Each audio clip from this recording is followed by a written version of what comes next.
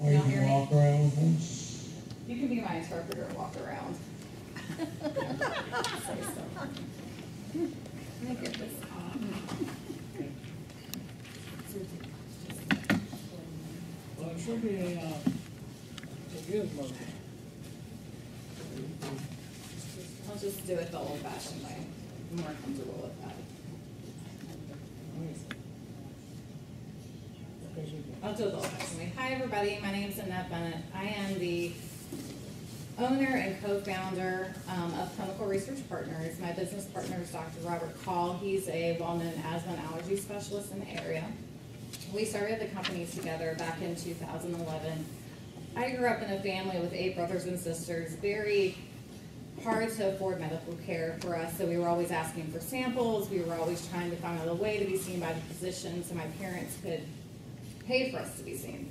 So when I was in nursing school, when I was about 19, I heard about clinical trials, and I was blown away at the fact that patients could have specialists see them and the best medical care and get medicine and not have to pay.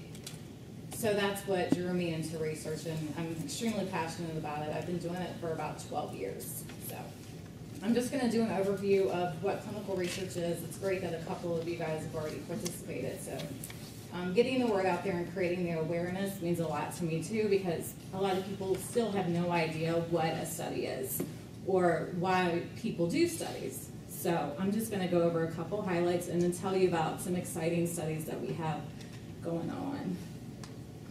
First of all, I know a couple of you have participated in studies recently. Would you mind telling your colleagues here a little bit about the studies and what drew you to want to be a part of the studies? Any volunteers? Would you be willing to talk about any of the studies that you participated in and kind of like why would you even consider a trial? Originally it was because I wanted to learn more about my disease. Mm-hmm. So I thought if I went there and they were taking care of me, I could ask them all the questions I wanted. Did you feel like you had that feedback from them? Yes, and I was very fortunate. And it helped me monetarily because the drugs were free, the ones that I was paying for. At the time, I didn't have drug coverage. So Advair was, can y'all hear me? I don't think it's on. It's on. You just gotta hold it close. Advair.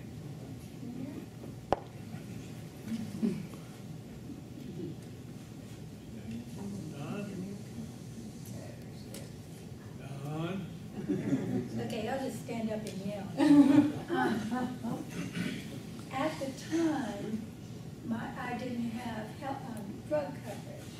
So Advair was $225 a month, and Spiriva was $300 a month. But I couldn't live and buy the drugs I had.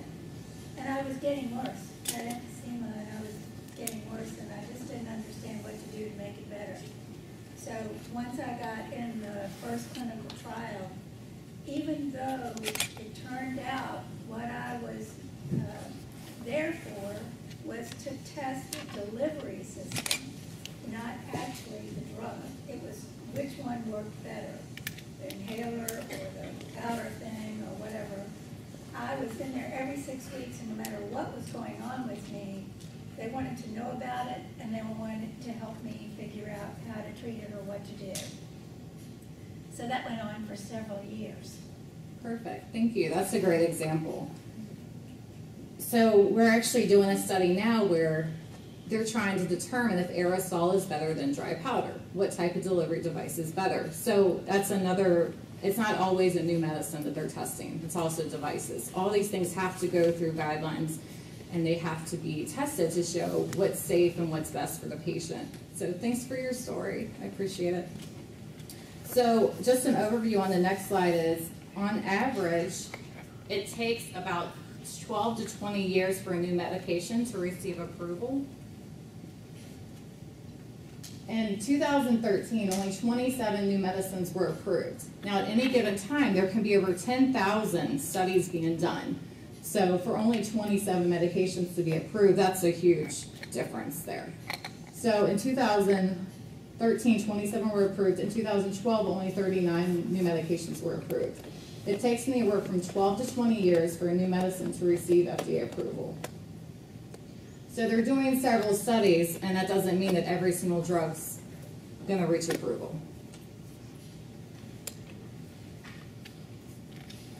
You'll see the difference in 2001. There was a smaller amount of studies being conducted, and then it started to jump up. One of the reasons why this registry shows so many studies in the increase is because the FDA mandated that observational studies and registry studies had to be submitted as well, so they could follow those studies too.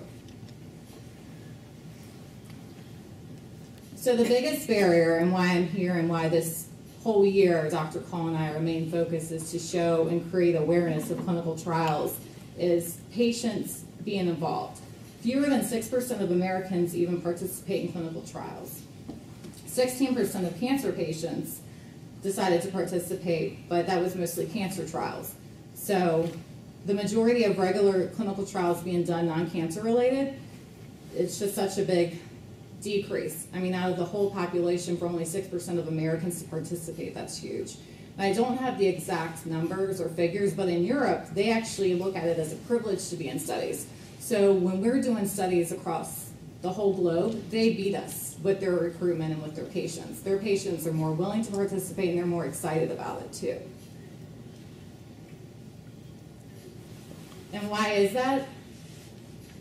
74% of people surveyed and said they would have been willing to participate had they had more information. So had physicians told them about the studies, had we created more of an awareness, there was just lack of knowledge. Nobody reached out and told patients, hey, this is another option. It's up to you.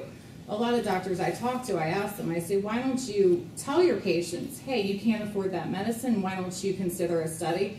And they tell me, we have 10 minutes per patient, and I have 10 minutes to figure out what's wrong with them and get that cured that day and send them on their way. So I know it's simply, and it's not going to get better, with this. So when a patient comes to see us, they spend anywhere, and you guys can tell them as well, when they come in for a study visit, most of my patients are there almost 2 to 3 hours. But when they leave, they know why they're taking their medicine, what side effects to look for, and what to report to us. So we're also creating knowledge. Most of my patients, I'm sure you guys have all heard of Advair or Symbicort, they come in to see us for their first visit, and they're just using that as their rescue all the time. So it's just, once again, them not understanding. They get thrush in their throat because nobody's ever told them to make sure they rinse their mouth.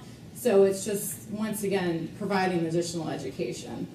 And which is something we have time to do. We understand the physicians don't, so we have patients come in now that don't even participate in the study, and we go over peak flows with them, PFTs, and measure their lung functions all for free because we want them to understand how to do their breathing and why they need to take these medicines the way they do. So clinical trials, this is an overview. 59% are actually drug related. There's some behavior studies, some device studies, some generic studies. We are doing several generic studies on Advair, so I bet everybody would be happy about that in this room because Advair is very expensive and there's no generic for it. We have 5 different pharmaceutical companies that we're working on to create a generic Advair, and some are with different devices, so hopefully we'll get it approved. I'm not sure how many know, but Advair consists of 2 formulas. There's the steroid and then there's the long-acting component. The long-acting component has sometimes affected patients with heart conditions, so one of the new devices with the generic is actually going to lower that amount of medicine but still provide the same results, so that way patients with heart issues won't be affected by it. So that'll be good. Yes, ma'am? Could I just ask you while you're on that subject, did you say they're working on a generic? For Advair. We're doing 5 different studies right now in Advair. Thank you. Yes, sir. I read something the other day, though, that said it was at least 2 years away. Yeah, so any study we do, it's going to take, from the time we get it, if it's a phase 4, which these are going to be considered, one's a phase 3 and a couple of them are phase 4s, it'll probably take about 2 years to hit the market. Have you guys heard of Breo Ellipta? We actually did that study, and it was so exciting to see patients who felt better, and they were only doing 1 inhalation a day. Granted, my patients got to get it free for 5 years. Now it's ridiculous how much, the copay is on it, but. What did it take place on? Hmm? What did it take place They on? took Advair and changed the long-acting component in it. The LABA is what they call it, and they created, they added another long-acting component to it. So it replaced Advair, but only needed 1 a day inhalation. So it's supposed to do the same effect for it. Is that a steroid?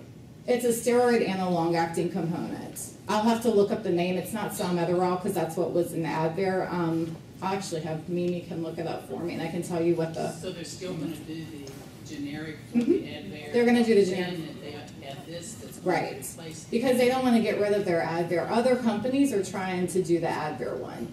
It's not GSK, it's other companies.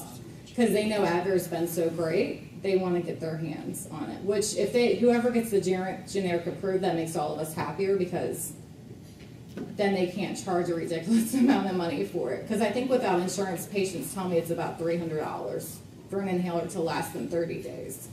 So in most of our patients that participate in the study, if they don't supply the medicine for the Advair or their daily medicines, we give them samples. So you're saying Breo is the same as? No, it's not the same. GlaxoSmithKline created Breo to be a once-a-day inhalation for COPD patients. Okay. So they came up with this compound by taking, Advair consists of 2 formulas, an inhaled steroid and a long-acting component. So they took and created Breo by taking the steroid and replacing it with a new long-acting component, rather than salmeterol, which was the other long-acting component. So it doesn't have a steroid? It does. It has, it's called fluticasone with another LABA component. And I'm going to have them look up the name because it just slipped my mind what it was. But they just basically took Advair and replaced salmeterol to it. And they're getting ready to do another study with what's in Breo plus adding another long-acting component to it.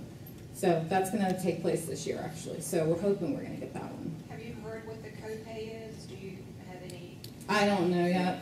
No, it honestly depends. It takes, anytime a new study is set up, so we do clinical trials, Pulmonary Associates does, NCR, so anytime per study that they come and set us up, it costs them about $20,000 just to get us trained, just to get us the supplies. So that's another reason why our medicines cost so much too, because they dump so much into research and development. So it probably factors into that too. How about the Breo, you said? I've just heard from patients that it's a lot. I actually don't have the exact amount, and I know my insurance personally just changed this year with, I guess, the Obamacare Act and everything. Okay. So is it salmeterol? Salmeterol? Salmeterol? Oh, yeah. Fluticasone and salmeterol. Yep. Okay. Yes, sir.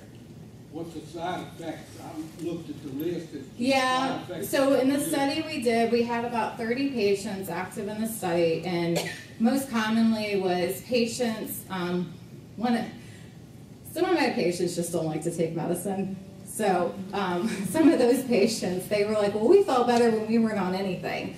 So I had about 5 of those patients, and it was hard to tell if they were on placebo or on drug because they just wouldn't take their medicine because they said they didn't notice a difference. So I had that group of patients who said they didn't feel better.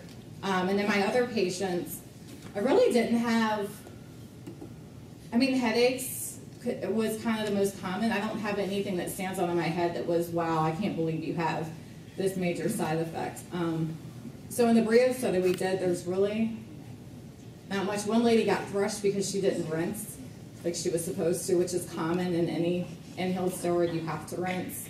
So, but yeah, there's none that really stand out in my head. But anytime, you have to remember, anytime in a study, and your colleagues can tell you, you have to write down every little thing that happens, and then the doctor gets to determine if he thinks it's related. So if she fell and broke her ankle while she was in a study, we would have to document that. If she went to the ER for a biopsy of something else, we'd have to document that. So every little thing that happens throughout the whole study. So some patients, I'll have like 30 things listed, and the doctor has to go through and decide if he thinks it was related to the medicine or related to another condition.